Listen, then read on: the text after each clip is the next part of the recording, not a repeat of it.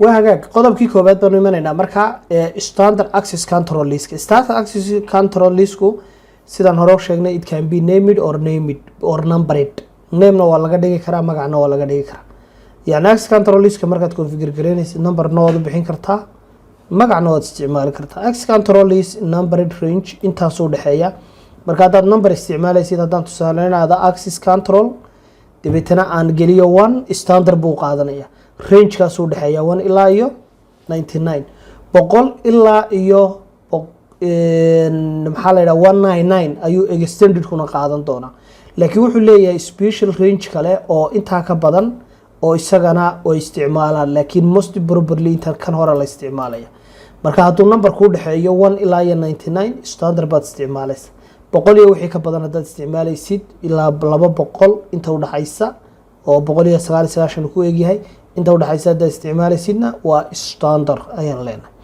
filter done based on the source IP address standard waxaad ku garanaysaa source IP address-ka ayuu buuxinaya wuxuu match gareyn karaa network-ga hostiga iyo subnet-ka intaba waa lagu match gareyn karaa intaba uu qaban karaa in network base laga dhigo oo network oo dhameystiran laga dhigo hosting in laga dhigo IP address kaliya tan la doorbido iyo whole subnet in la isticmaali karo tusaalahan wax kastoo 10 ka bilowd oo dhan xidh inaad odhan kartid okay all services are blocked services oo dhan waa la block gareynayaa micnaheedu waxa cannot be defined specific services lama si define gareyn karo specific interfaces gaar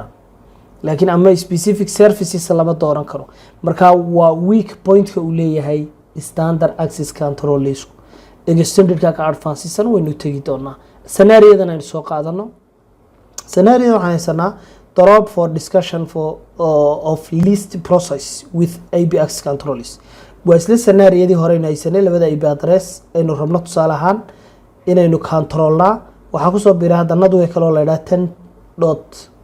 ka hore 1 iyo 2 buu ahaa laakiin kan subnet kale wata 10.333 buu wata waxaan leenahay markaas in ogolaanayna tusaale ahaan source IP address-ka 10.11 ka ogolow labada kalena waxaan leenahay kana denied garee kan haddana wixii subnet-ka kale wato dhanna permit garee baan leenahay it is very complicated process for example router kaynu sheegaynaa horta routerada keebaa access control list ku dhacaya access control list waxaad xasuusnaanaysaa markasta destination-ka ka u dhow ma router-kana ku sameeynayna mise router-ka destination-ka u dhow halkii xogtu u socoto ka u dhow ayaa askariga la dhigaya halkee la controlaya haddaan kan ku apply garayno dee kan sources kale intan meesha ka dhaxaysa uga baahan karaa in router-kan u baahan karaa router-kan laanan kale ku xidhan buu baahan karaa laakiin waxaan rabnaa inaynu tusaale madaxtooyada ma halku madaxweynuhu joogo ayaa area-deeda la ilaaliyaa mise waxa la ilaaliyaa waxa ku hareeraysan oo dhan ilaa dhulka u dhow oo dhan miyaa la ilaaliya maya area-da madaxweynuhu ayaa la doorbidaa u jooga markaas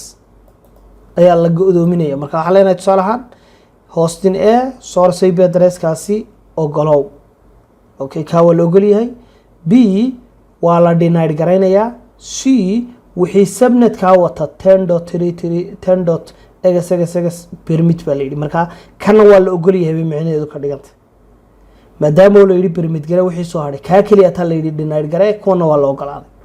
marka waa source IP address-ka wata .10.1.1. hadduu wato waa denied garaynaysa laakiin kaa kaliya ta exception laga dhigay waxaa la yidhi wixii intaa kasoo hadhana ogolow marka kaasaa la yidhahdaa standard access control list standard access control listku waa simple inta badan boortiyada iyo destination addresseska iyo maxaa la yidhahdaa specific serviceska iyo lagama xidhi kara isaga